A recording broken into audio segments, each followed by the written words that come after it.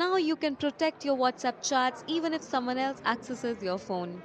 WhatsApp has announced a new chat log feature which will allow users to add another layer of security for their most intimate conversations. A WhatsApp spokesperson told PTI that the global rollout for the chat log feature has begun and it would be available to users worldwide in the next few weeks. From now on, the conversations you have with your family, friends, which are private in nature, which are confidential in nature, you would be able to put them in a separate folder altogether. It will be encrypted, it will be password locked, and even the notifications of those private conversations will not show on the WhatsApp screen. The chat log feature enables specific conversations to be stored in a separate folder in which the names of the users as well as their messages remain hidden, unless they are opened using a PIN or biometric authentication. Focus ये है कि आपकी privacy को ज़्यादा protect किया जा सके।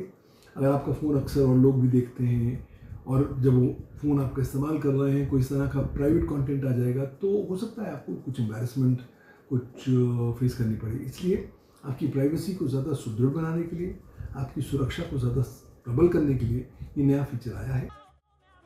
According to cybersecurity experts, the new chat log feature will strengthen WhatsApp's privacy and security.